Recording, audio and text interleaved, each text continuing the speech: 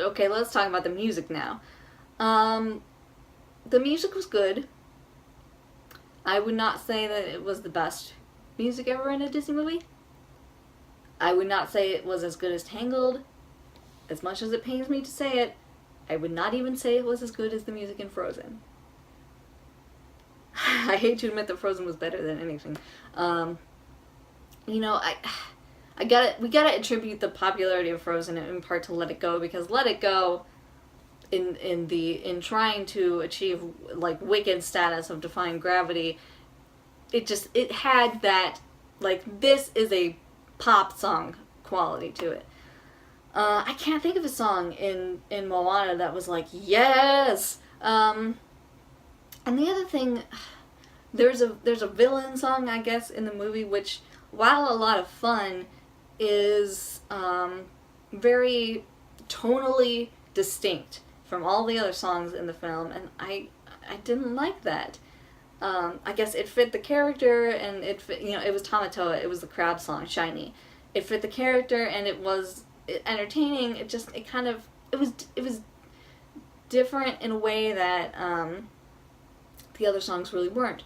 Another one of my complaints with Frozen was that all of the songs were in kind of a different musical style, and that disconnect, there wasn't kind of like one musical style for the film. Moana has it. All of the songs feel like they belong in the same movie, except for Shiny. So that bothered me a little bit. I'm gonna start to try to like move into the negative aspects of the film, even though I still have things to praise about it. Moana did not feel cohesive to me, and I've been trying to find the words to explain why for the past week or so. It didn't feel like a full, complete story, which is weird to me because the arcs felt like they had a beginning, a middle, and an end. The way things resolve for the characters feels right for the way the characters' stories are being told. But like when I think about a movie like Tangled, which wasn't great, but I liked it a lot. It felt like it was telling a cohesive story. Moana almost feels half finished. It feels like I'm missing something. And I'm not sure if that was because it was kind of a short running time. Moana feels very much like an Odyssey-like story. Like, she sets out on this journey across the ocean, and it's going to lead her on a lot of trials that aren't necessarily related, but it's okay because they don't have to be, because it's a grand adventure. Like, this is what I wanted Brave to be. Like, you look at the trailers for Brave, and it's like, these beautiful shots of the Scottish Highlands, and, mystery and magic, and if you had the chance to change your fate, would you? And it made it look like Merida was going to set off on this grand quest across Scotland to save her kingdom, and that's not what happened. And that's part of the reason why I was so disappointed with Brave, because they set it up as this amazing adventure, and then she didn't have an adventure. And Moana, didn't even hint at that grand of an adventure in the trailers, but it really was. Like, she goes out, and she has all these trials that she has to face on the sea, and it really, really like an Odyssey-like story. But I guess there is a monster who's like the boss at the very end. Like this is the final fight. Journey into the belly of the beast, like in the hero's journey. This monster was not built up enough for how important it is to the story, and when you find out who and what this monster actually is, like, this monster should have been the cornerstone of Moana's entire journey, and just was not. Like, there is build-up, like this monster's kind of the guardian, like the last challenge that Moana has to pass, and even Maui is intimidated by it, and it's, for how important it is to the story, did not have enough screen time, did not have enough plot build-up, I guess. Like, yeah, they really missed the boat with that one. Like it should have been way more important, way more heavily featured in the story. And I guess that's what really bothers me about Moana, because when I sit down and think about it, it's like, what was the point of the film? What was the story? What was the lesson that Moana had to learn? I guess what I like, the way that it is different from a lot of finding yourself stories, is that Moana learns that it kind of reminds me of Ratatouille in the way that it's like, she's not defined by just one thing. You know, she has this adventurous spirit in her that she should not ignore, but she also has a responsibility to her people, which she's not going to ignore either, and the two are not mutually exclusive. Like, she can be both, and, you know, still, like, not betray who she is in finding herself, but also uphold this responsibility she has to her people. I guess that's the lesson that she ultimately learns, and it's such a good one because it's so balanced, and it's not just like go off and do your own thing and screw tradition, and it's not just like resigning herself to her people in the end. It's like, no, it's so balanced, but it's not emphasized enough, I think is the word. It's good that it's not in your face. It's good that it's not invalicious. But it's almost too subtle. It's almost like they went too far in the other direction, where it's like, what even was the moral of the story? So that is frustrating. And I hate to say this, because I don't see Moana as a huge success for Disney. I'm not seeing it being touted the way Frozen was. I'm not seeing people getting hyped for the merchandise, which I guess that's the greatest tragedy for me of the story, because Frozen was a movie that did basically everything wrong and brought Disney so much financial success it made me sick. Moana comes along, which, it's not a perfect movie by any means, but it does so many little things right that Disney has not done right in the past, and it's not going to be the financial or critical success that Frozen was, and that is a tragedy. All I can say at this point is, if you haven't seen it in theaters yet, go see it while you still have the chance. Support this movie. Tell Disney that this is a step in the right direction, and we need more of this. I'm not sure it is the most culturally sensitive film out that Disney has ever done, but they're making efforts, and they're making strides to represent, you know, other cultures as positively as they and as accurately as they possibly can. And they did do a lot of things in the movie right. So yeah, for that reason, support it. Oh, there was another thing, like, when you see Moana's ancestors in, like, a flashback, they were supposed to be, like, decked out in this Papua New Guinea gear, and like completely dressed up, and the Oceanic Trust told them basically, like, no, this would be really impractical for people to wear out at sea. It'd be like wearing tuxedos to go sailing, and like, so they did change things. And like, I guess there was another scene where they were gonna have Moana get really angry and like throw a coconut down and smash it open, and like the Oceanic Trust told them basically, like, no, like, that would be, not only would it be, like, sacrilegious, but it would be a waste of valuable resources. So they cut it out of the film, and, like, so Disney's taking steps to do better, and they're taking steps to explore cultures outside of America and Europe, and that needs to be rewarded. So go see Moana. I guess there was another thing I really wanted to praise about the film was, like, the use of 2D in certain moments, like Maui's tattoos. Like, he has that mini-me tattoo that comes to life and dances across his skin, and it's all 2D animation on the 3D model, and it's gorgeous. And during Maui's big "You're Welcome" scene, like, the background turns two-dimensional, and Maui and Moana start interacting with two-dimensional objects. Like, I think Moana's carrying, like, a handful of two-dimensional fruits, and, like, the way that scene is animated is, it's just beautiful. And I want to see more of that. I want to see Disney experiment more with integrating 2D into their 3D, like the way they did with Paperman and stuff like that. The Realm of Monsters looks amazing. They did some cool stuff. Like, I don't want to say that we weren't there for long enough, because I think any longer would have been too long, but just the little hints we got from the monsters that live there were amazing. It almost reminded me, the way they presented the creatures in the Realm of Monsters almost reminded me of the spirit world in The Last Airbender, and the way it was in the original, not in the way it looked in Korra. Because there's, at one point, there's like a hint of this huge monster that we only see the ridges of, and it's a throwback to Godzilla I didn't even realize, but it just the fact that it hints at this massive body that you only see a fraction of was really intimidating and really cool. One thing that I did not like about the Realm of Monsters was, and the way magic was handled in the movie in general.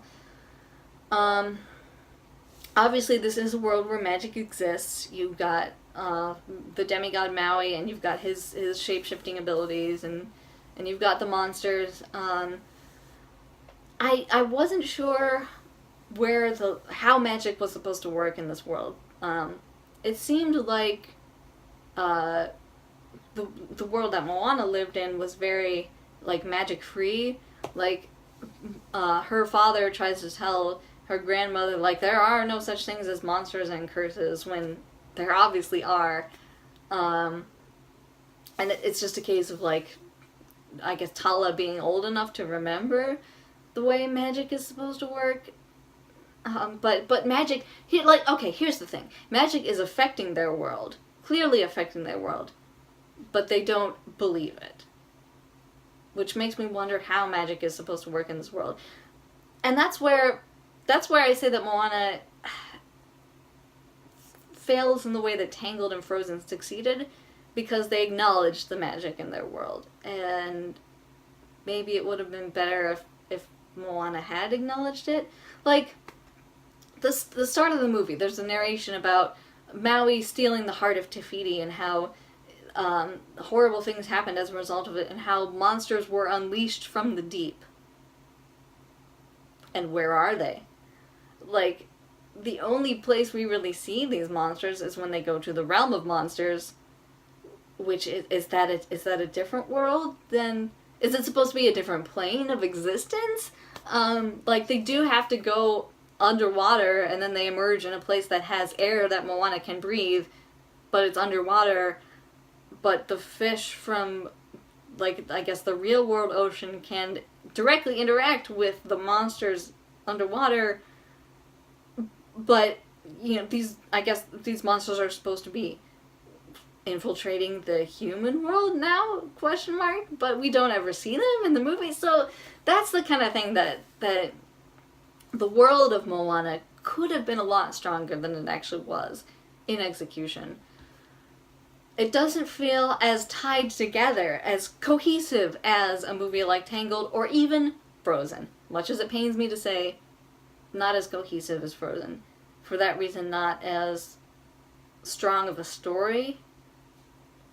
But for all the little things that it does right, it's a better movie than Frozen. It's a better effort than Frozen. Just not as strong of a story. As much as I hate to say it. And Frozen was riddled with plot holes. Moana doesn't have plot holes. Like, the things that happen, it makes sense for the way the world was set up, and the things that happen to the characters make sense in the way the world and their characters were set up, and they resolve nicely in a way that feels right for them. It just, I'm not sure what to make of the world of Moana, I guess, is the best way for me to put it. So I guess that's all I can say. I'm not sure how you would go about rectifying that, other than to maybe make the film a little bit longer. I would have sat through a longer film. Like, I was enjoying it a lot. It felt kind of short. definitely just a little more time, even explaining. A little more time with Moana's people would have been nice, because we get her interacting with them, but almost not enough. I don't know. I don't know what the answer is, but it felt like there needed a little bit more to the story. That being said, still a very good movie. I hesitate to say that it's one of the better Disney movies recently. You know, definitely did not dethrone Wreck-It Ralph as my favorite, like, of the millennial movies, I guess. Or even a movie like Meet the Robinson, or going back to like Lilo and Stitch. Not as strong as those movies, but more of a quality film, I guess, let's put it that way, than the stuff that's been coming out of Disney recently. This movie did not disappoint me. Quite the contrary. It surprised me in a lot of ways, pleasantly surprised me in a lot of great ways. So, I guess those are my thoughts on it, and I'm sorry if they did not seem as cohesive, but there you go. Loved the visuals, enjoyed the music a lot, loved the characters, loved the voice acting, loved all the little ways that Disney played with, you know, not only their stereotypes, but, I'll mention, like, real fast, they play with the idea of the chosen one, the archetype of, you know, the hero that's chosen to go on a journey. They play with it a lot and subvert it in a lot of great subtle ways where, I don't want to talk about it too much for the risk of spoiling it, but they basically end up with a character who is the unchosen one, who basically does things her own way and chooses herself in a sense, and for that reason I really, really enjoyed it. One more nitpick before I go. You know, you see in the trailers that Moana says the ocean is a friend of mine, and there's that shot in the trailer where she high-fives a water tentacle. It looked stupid in the trailer. It did not look any better in the movie. I get what they were going for in the sense that the ocean, Moana has a connection to the spirit of the ocean, which is great. Moana is a word that means towards the ocean, and it's lovely. But they could have done it in a lot more of a dignified fashion. What I mean by that is, there are moments when there's, like, the ocean, there's a tentacle that comes up out of the water, and Moana talks to it, and it nods, or you know, like, shakes its head, and, like, that was stupid. I'm sorry, but that was stupid. For as gorgeous as the ocean looks in the film, you don't need to make it a character. You don't need to give it a semblance of a head. It doesn't need to have a face, to have a personality. Like there are moments when the water parts to let Moana through, and that's enough. That's more than enough to suggest that she has a connection with the ocean. There's one point in the film where the ocean having a tentacle works, and I won't spoil it, but every other scene in the movie where the ocean, like, has this arm that Moana interacts with, it's like, it was stupid, and it should have been, they should have found a different way to go about that, but have there be like waves when the ocean is angry, and have it be still when the ocean is calm. Like, there are much better ways that they could have given the ocean a personality than what they tried to do. But it's a minor thing. It doesn't show up too often. So yeah. Great friendship between Moana and Maui. Two great characters that were a lot of fun to watch throughout the film. Loving seeing a cast full of brown people that are voiced by brown people. Loved the animation, loved the visuals, loved all the monster designs. I can't call it one of Disney's greats. I can't call it a particularly strong film, but it is a better film than what they've been doing lately, and I hope that they continue to go in this direction. If I were to give it a rating, I would probably give it 2.5 stars. It does not have that, like, breakout special quality of it, but this is what I want to see from Disney, and more of this, and better done in the future. So again, yes, if you haven't seen it yet in theaters, support it in theaters while you can see it. And those are my thoughts. Please share your thoughts on the film when you go to see it. And until next time, take care.